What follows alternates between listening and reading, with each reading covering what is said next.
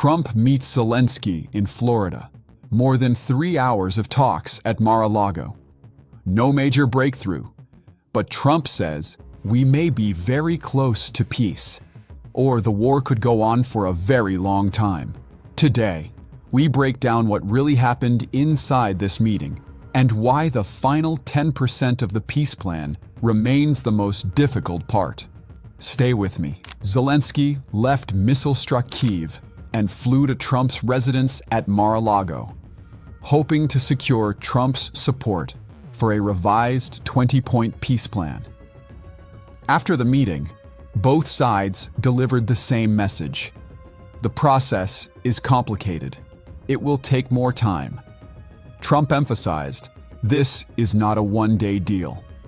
These are very tough, very thorny issues. Negotiations will continue in the coming weeks, potentially in Washington. Trump says he has no deadline for ending the war, but he believes negotiations are entering their final stage.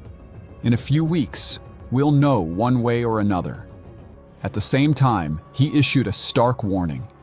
If it doesn't end, millions of additional people are going to be killed. Trump has grown frustrated with the slow progress of talks and has alternated between blaming Zelensky and Putin for the lack of resolution. This meeting underscored how difficult and deeply entrenched the remaining issues are. Before meeting Zelensky, Trump spoke for more than an hour with Vladimir Putin, and he plans to speak with him again.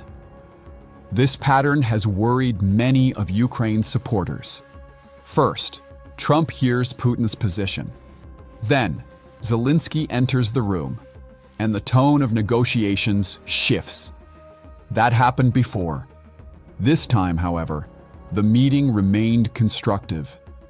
Trump even praised Putin on one point: his handling of the Zaporizhzhia nuclear plant. Trump said, he's actually working with Ukraine to get it open. That's a big step, when he's not bombing that plant. And Trump insists, Putin wants to see peace. I believe him.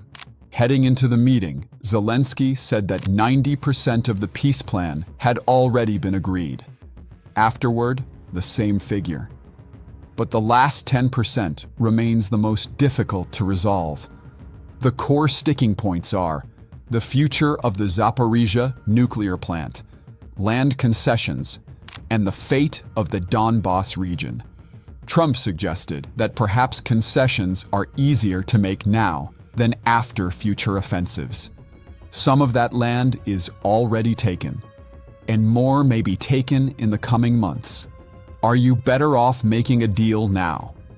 Zelensky signaled new flexibility. He's prepared to put any peace agreement to a national referendum, but he insists that a ceasefire is required first. Russia rejects a ceasefire. During Trump's call with Putin, the Kremlin said both leaders agreed a temporary truce would only prolong the war. Russia argues Ukraine must soon decide the future of Donbas. Trump said, we're getting closer to an agreement on Donbas. It's one of the big issues.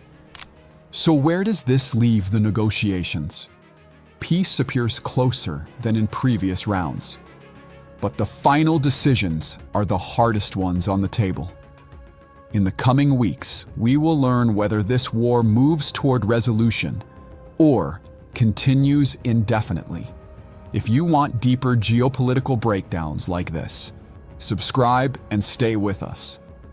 We'll continue tracking every development in these negotiations.